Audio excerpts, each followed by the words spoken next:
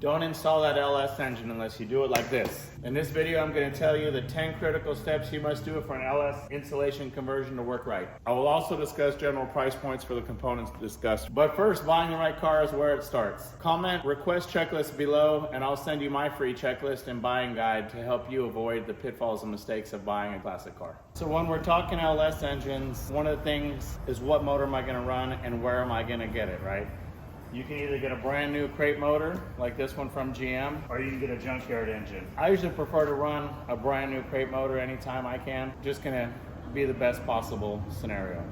GM makes anything in the LS3, LS7, they do an LSX, all kinds of different engines ranging from about $7,500 to about 15 grand depending on what you want. You can get 430 horse, 495 horse, 525 horse, and up. There's also some good companies as well, such as Blueprint, Mass Motorsports, Texas Speed, and a number of other companies that make really good engines.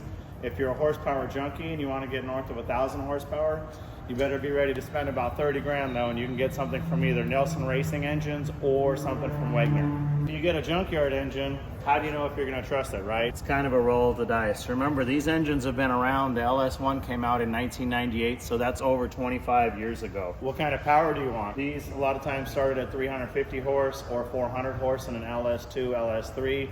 Do you want an LS6? Do you want an LQ9? There's so much information out there that you can look up in terms of what's the best motor for you.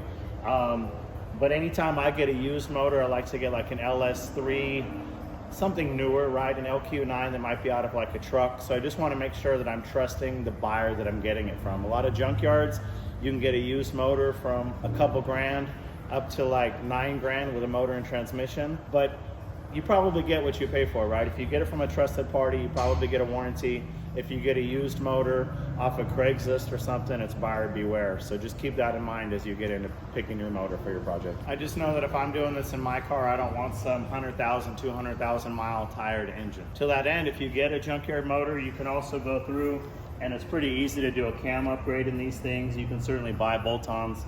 But like a camshaft, you can get a pretty nice cam and range up from 400 now to 500, maybe even a 600, with not a lot of work for just a few $100s in parts. So keep that in mind if you are on a budget. It is a decent way to go. Again, buyer beware. As I previously mentioned, this is an LS3. This is the GM 495 horse engine. It's a great kit, but it's not gonna just drop in this blazer like you would hope. It's not a hard install, but it's not as easy as you might like. You're gonna have to consider a number of different things. In this case, I had to change the oil pan in order to get clearance for my transmission cross member. We also did adjustable engine mounts that are going to allow me to slide the engine forward or backwards a little bit if I need to in order to clear headers, exhaust, cross members, whatever else might be in the way. So expect to pay anywhere from $200 to $800 for a nice pan. Engine mount adapters and sliders might just be a couple $100, all the way up to like this Blazer has a full custom cross member that was right about $1,000. If you're running an LS engine, the goal is to run them with electronic controls. You can run them with a carburetor. That's not the way to go. Use all the electronics that GM or everybody else designed to go with these systems. In this case, I got a brand new harness from a company called SpearTech. Got my computer, all with a base program in it. Allows you to cleanly install the things where you want them. A custom harness like this comes with a firewall grommet, nice braiding, long length so you can install stuff where you want to. As compared to this one that's in here that I've got to clean up right now, you can see the wiring is a mess. We got a really nice engine, but you got a bulky fuse box and just kind of wiring everywhere. So consider buying a new harness. A generic Chinese harness might be $200 or $300. This SpearTech harness was about $800. If you're running an LS3 or something with a drive-by wire, it includes the electric gas pedal, all your sensors, O2 sensors, mass airflow, everything you need. You might spend about $1,500, but it's worth it. And then remember, when you're done, even though they put a tune on it, you're probably gonna have to have a professional tuner help you with a little bit of drivability tuning. I just see so many cars with shoddy, sloppy wiring. It doesn't lead to a reliable car. Make sure you're doing things right. To that end, request the checklist in the comments below and we'll send you my free classic car checklist and buying guide so you can make sure you buy a quality car with things done right. So what you're gonna find on most LS engines is on the front, on the water pump, they don't have a way to run a fan. So almost always I'm going to get something like this Griffin radiator here. Comes with a nice small fan controllers and dual electric fans. The reason I like something like this is it obviously gives me a ton of cooling, so I'm good up to 1,000 horsepower all day long. It also puts my hoses on the same side so that when I'm installed, I actually have room for my intake tube to go on the other side. You're going to have real estate concerns trying to fit everything in. Also, a steam tube is very important on an LS engine. They have to have a steam tube from the radiator to the engine. So just getting a whole radiator is the way to fly, in my opinion. You can do fans and a shroud for $500 bucks. You can get a wicked nasty radiator for up to $1,500 bucks. So keep that in mind as you're doing your LSY. Next concern on my mind is a pulley system, right? We got to be able to spin belts, alternator, power steering, air conditioning, whatever you might have. So you can start out with a basic pulley system here. This is an entry-level GM pulley system with my alternator and my power steering. About $500 bucks for that. You can also get a bracket that would allow you to put AC on here. So you could get a pretty basic system for maybe $1,000 bucks new, maybe $500 bucks used. But if I'm gonna spend about $1,000 on pulleys, maybe more, I could start going up to like $2,000 and get a really cute system. This is by a company called CVF Racing.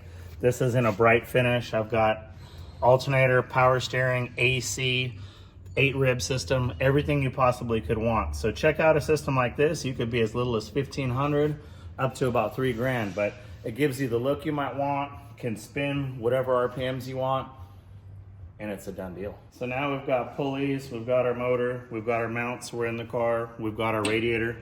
What's missing? We need some kind of exhaust. So we're either gonna need headers or manifolds. We've got horsepower, so I want headers. It's all gonna depend on what kind of space you have. If you're gonna have financial space to afford headers, or you're gonna have literal room in order to be able to fit a set of headers in. So you can get junkyard manifolds, 50 bucks. Cheap Chinese stainless headers, 200 bucks. Really fancy headers, 1,000 bucks. So in this case, I've just got my Doug's headers on this LS3 and a 67 Chevelle. Now that my headers are in, you can see how nice they fit. We'll talk about what you have to do to your exhaust system in order to tie all this in. So you can see here, I've got my brand new headers are installed, and I've got my old exhaust system. Entry level would be take it to a muffler shop, pay $100 to $200, and get my exhaust system tied in. Voila, you're done. On this car, we're doing a nice build, and I've got a 5-speed trans, a bunch of different things have been changed up, so I'm gonna do a complete new dual exhaust system. A new exhaust system with nice mufflers might be $1,000 bucks, maybe $1,500 bucks. If you want to break the bank, you can do a custom stainless set of exhaust all the way through TIG welded. That could be $5,000 though. So we've got our engine in the car. What transmission are we going to run? That can be a total quandary. Anytime I'm doing an LS conversion, I want to have a modern transmission in here. It's going to optimize my install, maximize my performance, and increase my drivability. In this case, we went with a Tremec TKX 5-speed. You can also do a 6-speed Tremec, like a T56 Magnum. You get something in that range with a kit with your bell housing, your clutch, and everything for $5,000 or $6,000. Or consider an automatic, like an overdrive automatic, 4L60E, 4L80E. Anything E stands for kind of expensive. You're probably about $3,000 or $4,000 for a nice quality built transmission. You could really, if you wanted to, just bolt up your stock transmission, but you're going to spend a couple $100 for some kind of an adapter kit, or $500 to $1,000 on a bell housing conversion kit, and you're just going to have old technology. So anytime you can, go with an overdrive. You can even get a 6-speed automatic, 8-speed automatic, 10-speed automatic, but they get really big and bulky, and they get really spendy really fast. When you're running fuel injection, you're going to need to be able to run 50 to 60 PSI. Most systems call for about 55 PSI for fuel injection. So you're going to need a badass fuel pump. You can either do a pump that's mounted underneath the car along the frame rail, but I prefer to get a tank with a pump inside it. So this is a tank that's designed to have a really large electric fuel pump submerged in the fuel so it stays cool and can push. It also baffles noise. Or in this case, we did another similar tank. It's a stock looking tank as well. And then it just shows you, you're gonna need also to get plumbing, fuel pressure regulator, lines, fittings, filters. But you're probably gonna spend $200 to $400 on plumbing and fittings, and then a nice tank system is going to cost you anywhere from $500 to $1,500. So it's starting to add up.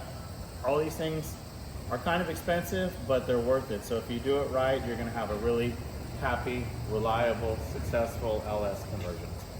Now that I've got my LS in, I need to be able to monitor systems. So a couple options are, get something like this from Dakota Digital. This one looks really original.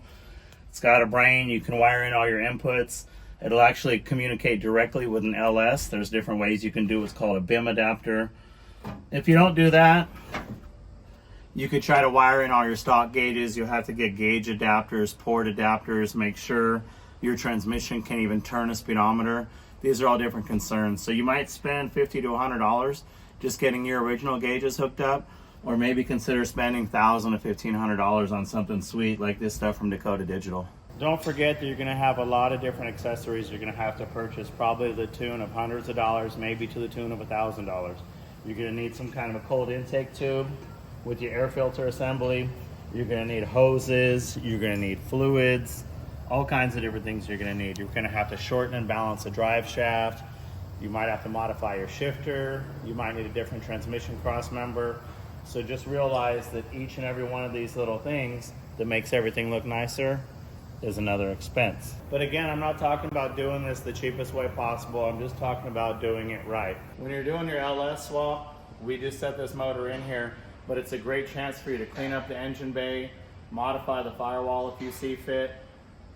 It's just worth the time to make it look nice in there. I mean, take a look at that one that's done in raw finish, or you could juxtapose that with a finished firewall where it's all nicely painted. It just makes such a nice difference in your install. Done right, this is what you might come up with. Just wanted to give you an example of an LS install finish.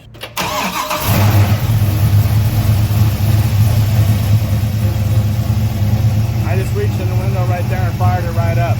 They're amazing. Request a checklist in the comments below and we'll send you my free classic car checklist and buying guide so you can protect yourself from the many costly pitfalls of buying a classic car.